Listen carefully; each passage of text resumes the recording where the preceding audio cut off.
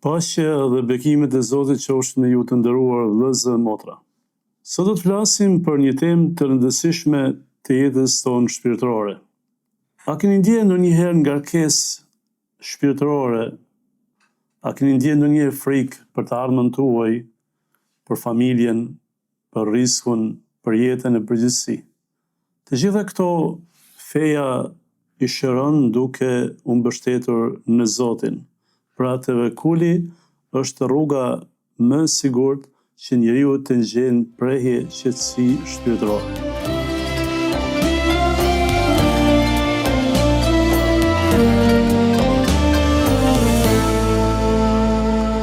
Por çfarë është tevekuli, mbështetja në Zotin? Nuk mjafton vetëm të themi me gjuhë unë mbështetem në Zotin, por duhet ta ndjejmë edhe me zemër mbështetjen tonë në të madhin Zot. Dhe cilat janë ato rrugë apo cilat janë ato praktika të cilat duhet t'i bëjmë ne për të pasur sukses në jetë. 3 janë rrugët. Të marrësh shkaqet e duhura, të bësh përpjekjet tua në atë projekt apo në atë fazë të jetës tënde, edhe në fund ti mbështetesh Zotit fuqiplot. Zoti në Kur'an thot: "O me yatawakkal 'ala Allahi fa huwa hasbuh." Kush i mbështetet Zotit, ai i mjafton atij. Tevekuli nuk është dembelizëm. Nuk mund të themi që ne i mbështetemi Zotit dhe nuk kemi nevojë të lëvizim, nuk kemi nevojë të punojmë, nuk kemi nevojë të angazhohemi në këtë jetë. Ky është një koncept i gabuar i mbështetjes në Zotin apo në tevekul, sepse kjo bie ndesh me mësimet islame në të cilat i sqaron në lidhje me mbështetjen në të madhin Zot. Allahu thot: "Wa 'ala Allahi fatawakkalu in kuntum mu'minin." Mbështetuni vetëm Allahut nëse jeni besimtar. Ndërsa pejgamberi alayhis salam ka thënë: "Ihris 'ala ma yanfa'uk." Ruaje atë apo kujdese për atë që të bën dobi. Wasta'in billah. Dhe kërkon ndihmën e Allahut në çdo çështje tënde. Wala ta'jiz. Dhe mos u dorëzo. Pra, përpjekje, lutje dhe besim. Nëse ne bëjmë përpjekje, i kemi marrë të gjitha shkaqet, lutemi tek Zoti që të na jep sukses dhe kemi besim të plot tek Zoti, atëherë rezultati është mbështetje e plot në Zotin, duke ia dorëzuar gjithë çështjen atij. Është një shembull i bukur në historinë e pejgamberit alayhis salam. Pejgamberi alayhis salam emigroi prej Mekës në Medinë. Ishte një udhtim shumë i vështirë, i gjatë, në një rrugtim të rrezikshëm. Dhe po të kishte dashur Allahu xhaleshanu mund ta dërgonte atë brenda një sekundi prej Mekës në Medinë, ashtu siç e morri natën Isras dhe Mirajit nëpërmjet kafshës Burak. Por Allahu deshti t'i jap mesazh këtij njerëzimi se kjo botë është me shkaqe, kjo botë ka vështirësi, duhet angazhim për të arritur diçka. Dhe pejgamberi selam i mori të gjitha shkaqet, bëri planin e tij, bëri përgatitjen e mundshme, zgjodhi shokun më besnik, më të mirë Abu Bekrin radhiyallahu anhu për të marrë udhtimin, zgjodhi vendin më strategjik që ishte shpella Theur, prej të cilës do të largohej për Medinë, dhe pas gjitha këtyre përgatitjeve, mushrikët Mekës prap rrezikuan jetën e tyre, u afruan të shpellat tyre, ndjen frikë, ndjen shqetësim se ata u zun. Ebu Bekri ndjeu frikën e tij se u afruan shumë, saqë po të kishin shikuar të këmbët e tyre do të ishinin të dytë. Por erdhi shpallja hynore, erdhi ndihma hynore tek të dy dhe pejgamberi alayhis salam i tha: "O Ebu Bekër, ç'është puna me ata dy?"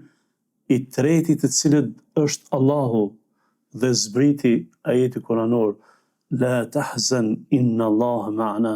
Mos u frikso, mos u dëshpëro, sepse Allahu është me neve. Ky është kulmi i tevekulit. Rreziku ekzistonte, por besimi në Zotin ishte më i madh.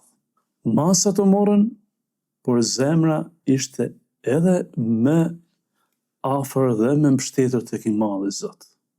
Është një hadith i pejgamberit alayhis salam i cili flet për zogjet, për mbështetjen që kanë ata.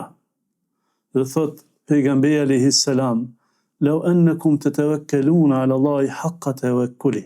Sikur ju të mbështeteshini tek Allahu me një mbështetje të sinqertë, të vërtetë, reale, do t'ju furnizonte juve ashtu siç i furnizon zogjet, të cilët ngriten të uritur, dalin nga foleja e tyre dhe kthehen të ngopur, duke na treguar një mesazh, një mësim të jashtëzakonshëm, se kjo botë është me lëvizje, kjo botë duhet të ecim vazhdimisht, të lëvizim vazhdimisht të mbështetemi Zotit, duke kërkuar mirësitë e Zotit, por jo duke qëndruar në shtëpi, sepse kjo bie ndesh me tevekulin apo me mbështetjen të madhe në Zot.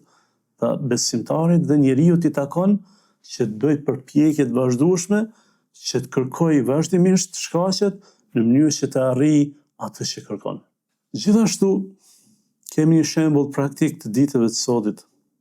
Kur një student i cili bën përpjekje të vazhdueshme, mëson, studion, i kryen të gjitha mësimet që i ka, por në fund lutet, i mbështetet Zotit për provimin që do të hyjë, dhe nëse del që një rezultat të mos del i përshtatshëm për të, duhet të jetë falendërues ndaj Zotit, sepse urtësitë dhe mirësitë të Madhit Zot nuk mund t'i kuptojë askush vetëm se pasi t'i shijojë ato.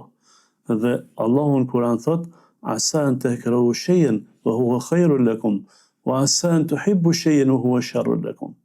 Ndodh që ta doni një gjë dhe ajo të jetë sherr për juve, nuk është e mirë për juve.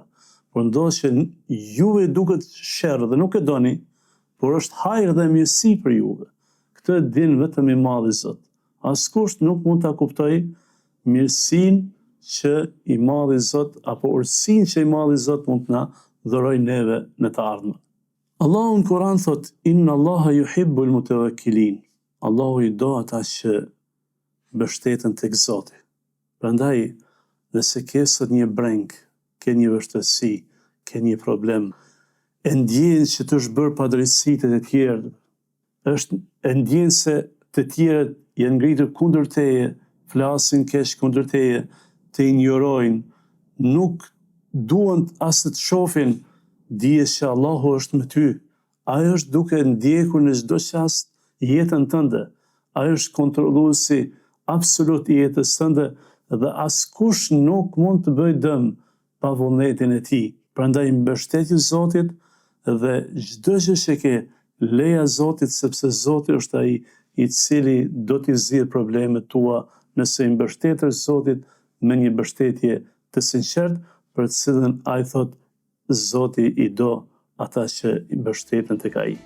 Të nderuar vëllezër dhe motra, deri në takimin tonë të radhës, shpresojmë që ta kuptojmë më shumë mbështetjen tek Zoti, prandaj ju lëm në mbështetjen e Allahut fuqiplot.